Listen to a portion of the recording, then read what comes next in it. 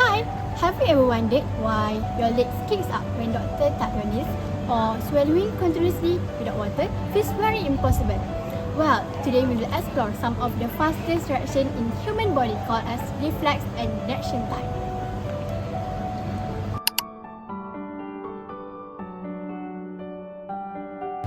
Our body constantly reacts to different stimuli even without us thinking about it. Reflexes are how our body responds to the stimuli and helps us stay safe, while reaction time is a measurement of how fast our body reacts to the external stimuli. So this is our objectives for experiment 5.1 until 5.5.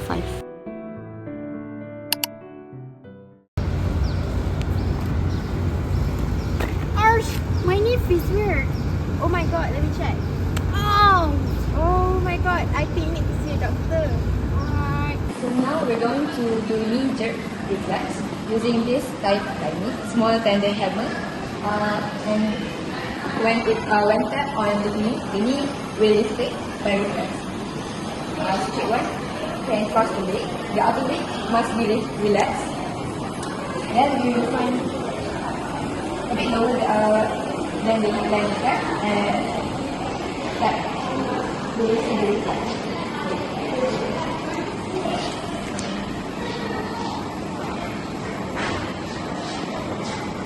Can reading affect reflexes? Let's find out. Here, the subject is fully focused on the book.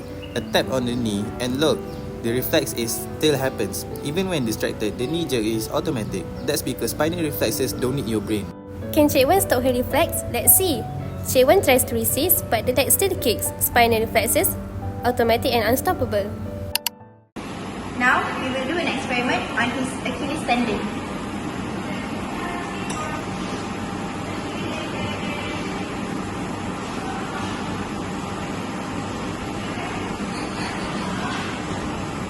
See?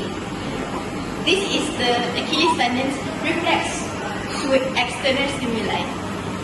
The Achilles reflex happens when the Achilles tendon is tapped. A signal is sent to the spinal cord, making the calf muscle contract. This causes the foot to jerk automatically without brain involvement. For experiment 5.3, which is swallowing reflex, Faiz will try swallowing twice in a row without drinking water. Can you do it? Of course I can. So let's try swallowing without water twice.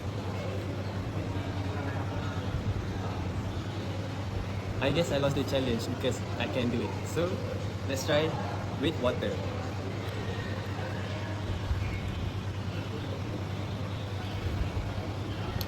Wow, it really works.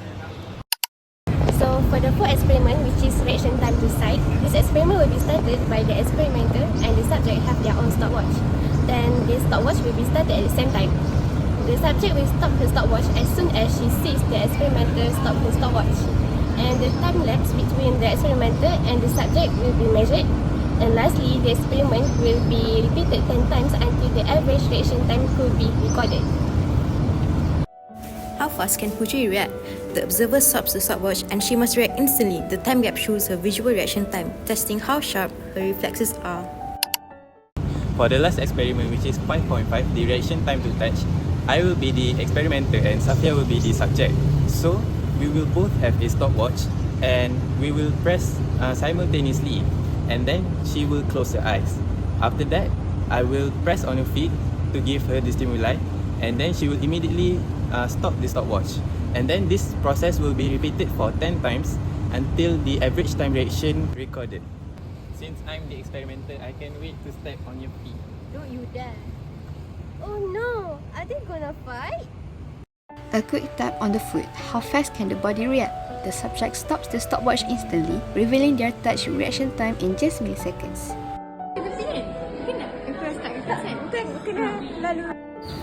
After we put the thread on Safia's body parts, we measure the thread using a ruler to determine the length of the nerve pathway between the point where the stimulus is received and response, which is 2.565 meter. For the speed of impulse transmission, we got 22.30 meter per second. The average reaction time of subject to sight is 0.147 seconds. So, the average reaction time of subject to touch is 0.115 seconds. A safety measure in experiment 5.1, first, relaxation. Subject must be relaxed because tension in legs muscle can inhibit the reflex occur. Second, avoid excessive force while tapping the patellar tendon as it can cause discomfort or injury. The patellar reflex was examined by striking the tendon using a tendon hammer while the subject's leg was relaxed, resulting in leg extension, indicating proper neural function. We also tested the effects of distraction like reading aloud did not weaken the reflex and sometimes enhance it, suggesting your cognitive engagement reduces voluntary suppression. Conscious suppression weakened the reflex but did not fully inhibit it, highlighting the influence of higher brain functions. This study emphasized the role of spinal reflexes in posture and balance and how factors like attention and voluntary effort can modulate reflex activity. Precautions were taken to ensure the subject's comfort. Safety measure in experiment 5.2, first, provide stable support to prevent subject from falling. Second, when striking the Achilles tendon, make sure the swing of the hammer must be in control to prevent harmful to the subject. From the experiment, we observed that the ankle jerk effect occurs when the Achilles tendon is tapped with a small tendon hammer, causing a quick reflex of the foot. This reflex happens instantly and without conscious control, demonstrating the role of the spinal cord in rapid motor responses. Physiologically, this reflex occurs when the muscle spindle in the calf detects sudden stretch, triggering afferent signals to the spinal cord. The spinal cord then immediately sends afferent signals to the muscle, causing contraction without involving the brain, making it a monosynaptic reflex. This experiment highlights the importance of reflexes in maintaining balance and posture, also their diagnostic value in assessing neuromuscular health. For safety measure, several steps were taken such as drinking water slowly to prevent choking and also sitting upright for smooth swallowing. From the experiment, we observed that swallowing saliva repeatedly without drinking water is difficult, but when drinking water, swallowing can occur in rapid succession. This is due to swallowing is a reflex action controlled by the brainstem, specifically the medulla oblongata. The reflex is triggered when sensory receptors in the oropharynx detects food or liquid. However, when swallowing only saliva, there is no strong stimulus to continuously activate the reflex, which makes repeated swallowing even harder. This experiment highlights the important role of sensory input in initiating reflex action and shows how the swallowing reflex ensures efficient movement of any food and liquid goes down to the esophagus. To highlight, we used well-functioning stopwatches, conducted the experiment in a quiet place, as well as held stopwatch steadily to prevent any errors. In the first three trials, the time lapse is 0.25, 0.1 and 0.01 seconds, indicating a gradual reduction.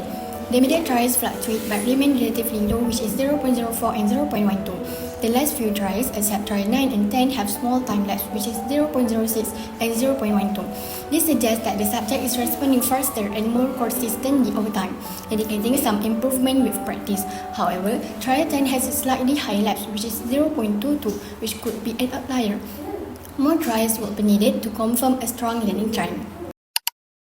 Some of the safety measures taken in experiment 5.5 includes the subject giving their full attention and making sure there isn't any distractions while the experiment is being conducted. In addition, the experimenter is also required to stomp on the subject's feet carefully as to not cause any injuries. In this experiment, we observed the reaction time of the subject to touch by seeing how finding the average time lapse between the experimenter and the subject. The average reaction time of subject to touch was found to be 0.115 seconds, which is faster than the reaction time to sight. This is because the touch signals travel through nerves directly to the spinal cord and brain with fewer processing stages and can sometimes trigger reflexes that don't even require brain involvement, making them faster. In conclusion, we successfully analyzed the patella and Achilles reflexes, the swallowing reflex, and reaction times to visual and tactile stimuli. Reflex actions were found to be involuntary, whilst tactile stimuli generally produce faster responses than visual ones. By measuring nerve pathway length, we estimated impulse transmission speed, highlighting the nervous system's efficiency in processing and responding to stimuli for coordination and reflex control.